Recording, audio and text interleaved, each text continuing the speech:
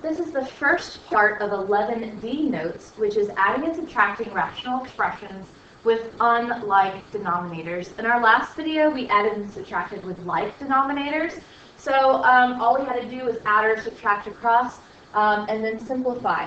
However, now when we have unlike denominators, just like when you were in middle school and you were adding and subtracting fractions with unlike denominators, you first have to find an LCD, or a least common denominator. Okay, so we're going to practice with that, and then we're going to talk about the steps to go through to simplify. All right, so for example 1, we have these fractions, and you notice that the denominators are different, 6 and 5. We want those to be the same, so we want to find the least common denominator of 6 and 5. Hopefully you recognize that that's 30. Now, since the least common denominator is 30, I want this first fraction to have a denominator of 30. And so in order to do that, to make 6 become 30, I'm going to multiply by a factor of 5 in both the numerator and the denominator. Now there's a couple of things that you have to watch out for. When I multiply the numerator by 5, I'm multiplying the entire thing. So when I have a binomial, like a plus 2, that 5 needs to be distributed. So what I like to do is I like to rewrite the fraction. And so say, okay, that 6 needs a 5, so I'm going to multiply the numerator by 5 and leave that a plus 2 in parentheses. Then I'm going to look at the second part of the fraction, or second part of the problem, and see that I need a 6 to go with the 5 to make a denominator of 30. So what I'm going to do is I'm going to multiply the numerator by 6. Now I know that I'm adding, so I'm going to put a plus 6. And so I'm just going to kind of put all of this already together, and then add 6, and then that's going to multiply with the numerator above 5, which is a minus 1. Then I know that all of that adding together is going to have a denominator of that LCD of 30. Okay, so now all you have to do is simplify. So I'm going to distribute the 5 and get 5a plus 10, and then distribute the 6 and get plus 6a minus 6 over 30. I still have some like terms, so I need to combine 5a plus 6a is 11a, and then 10, positive 10 and minus 6 becomes positive 4. So I have 11a plus 4 divided by 30. Now, when you get down to your final answer, you want to factor to see if anything's going to cancel out. Now, for this problem, 11a plus 4, that does not factor, so we are finished. Okay? So let's try a different example. Look at part B. Notice we only have one fraction going on here, but we still want to do combine these together. So you can think of the p plus 4 as if it was being divided by 1. Okay? So now for the LCD, you have a denominator of 1 and a denominator of 5, so the LCD is 5. Now, my second fraction already has a denominator of 5, so I don't have to change that one at all. So I'm just going to multiply the first fraction. The denominator is 1. I have to multiply that by 5, so I'm going to multiply the numerator. And remember that numerator is a binomial, p plus 4, so that has to go in parentheses. Then I'm subtracting, so that's going to be minus the other numerator. I do not have to change the second fraction because its denominator is already 5. So one thing though I have to do is, since I'm subtracting, I have to put parentheses around that p plus 2. And now all of that is being divided by the LCD of 5. So now, same thing. We distribute, so we have 5p plus 20. And then we also have to distribute the negative. So minus p minus 2 all over 5. Now, combine like terms. We have 5p minus 1p, which becomes 4p. And we have 20 minus 2, which becomes 18, divided by 5. Now, if you look closely, the numerator can factor. 4 and 18 have a common factor of 2. But if I factor out a 2, there's not going to be anything in common in the denominator to cancel, so actually this is my final answer. But you do always want to think about factoring to see if anything will cancel. Alright, so let's try example C. In example C, we have denominators of 4 and 12. So the LCD of 4 and 12 is just 12. So on the first denominator, I have 4. So to get 12, I need to multiply that fraction by 3. So the way I do that is I'm going to write 3 times that numerator of x minus 1. Now, the next fraction already has a denominator of 12. So that one I do not have to multiply. So I have x times x plus 5. And it's just really good practice to go ahead and put those binomials in parentheses. Then my common denominator, when those come together, is going to be 12. So now distribute. 3x times 3 times negative, or 3 times negative 1 is minus 3. And then the second one is plus x plus 5. I know I put parentheses. I just want you to get in the habit of that just in case you have a minus sign or something like that. Okay? So then we have 3x plus x makes 4x. And negative 3 plus 5 makes 5 minus 3 is 2 over 12. Now, this one's a little different than part B. In part B, I told you that there was a common factor of 2 that could come out, but then that would not cancel with the 5. However, look in C. I have a common factor of 2 in the numerator, and also the denominator divides by 2. So what you want to do on this one, you're going to have to simplify. So factor out your common factor in the numerator, and you get 2 times 2x plus 1. Also, 12 divides by 2, so you can go ahead and say that's 2 times 6. And now you see a common number in the numerator and the denominator, so you can cross those out. So I'm left with 2x plus 1 divided by 6, which does not simplify any further. Okay, last part for this first example is D. So now look, we have denominators of 6 and 8. So this one's a little bit different in that we're not just multiplying by like 8 with one and 6 with the other. Because the least common denominator of 6 and 8 is actually, so that's the least common multiple of 6 and 8, is actually 24. So don't just simply say, oh, it's 6 times 8, which is 48. It's the least common denominator. All right, so in order to get 24 out of 6, I have to multiply the first fraction by 4, because 6 times 4 is 24. So I'm going to multiply that fraction by 4. So the u plus 5 gets a 4. Notice we're subtracting, so I want to minus. And then on the other fraction, we have an 8. So how does 8 become 24? Well, we have to multiply by 3. So that u plus 1 gets multiplied by 3. And now the denominator would be 24, because 6 times 4 is 24, and 8 times 3 is 24. Okay, so now we simplify, so we want to distribute. And so in the first distribute, we get 4u plus 20.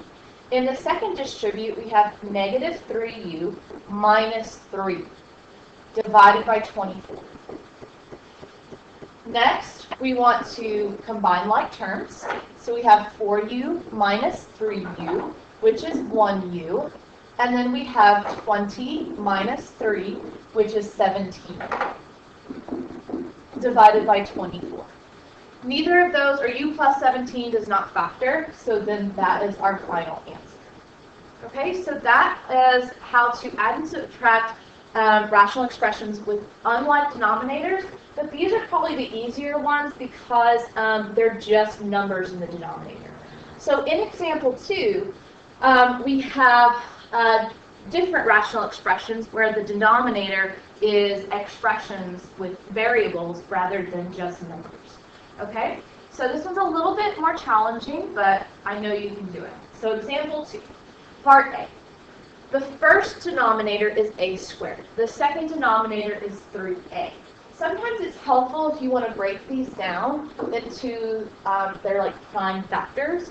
So a squared is like a times a, and 3a is just 3 times a. So what you're doing is you're looking for, you want these to have the same things in common.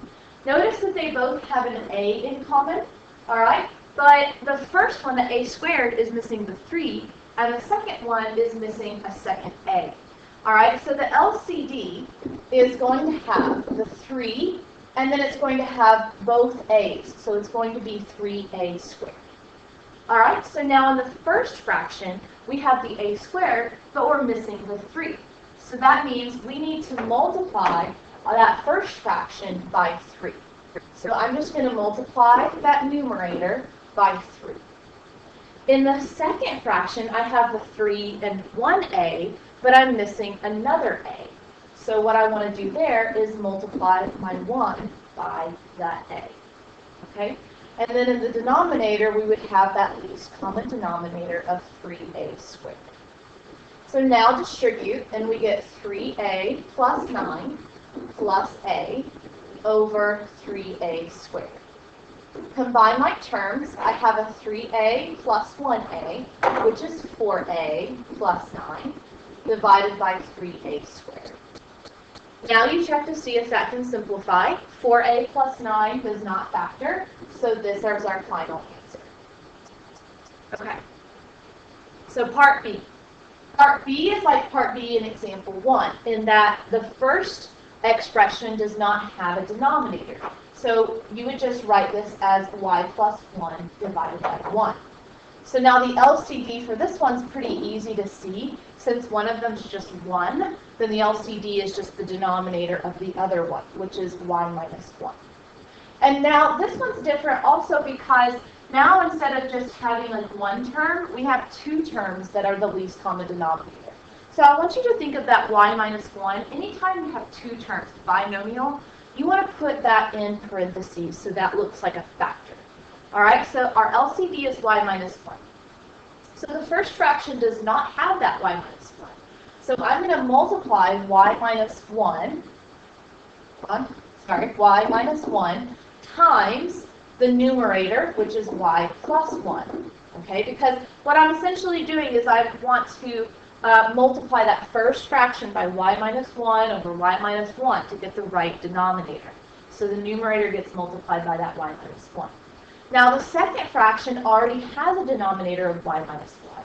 So I'm just going to subtract 3. That does not change at all. So then the denominator is just y minus 1. Okay, so now this one's different in that now I have y minus 1 times y plus 1. This is something that you're going to have to double distribute with. Okay, and actually I want you to be able to see that this is just the opposite of a difference of squares. So remember a difference of squares, like y squared minus 1, would then break into y minus 1 and y plus 1. So this is just a difference of squares here. All right, I want you to recognize that pattern. So if you have x minus something and x plus that same thing, then that's just a difference of squares. So this is going to end up being y squared minus 1. Now, if you don't see that, you can definitely double distribute. It just is more steps here. So I have that y squared minus 1, but I still have the minus 3 on the end, and then the denominator is still y minus 1. Now I need to simplify. I have like terms of negative 1 minus 3, so that's actually negative 4. And if you notice, y squared minus 4, that's a difference of squares, which would break down into y minus 2 times y plus 2.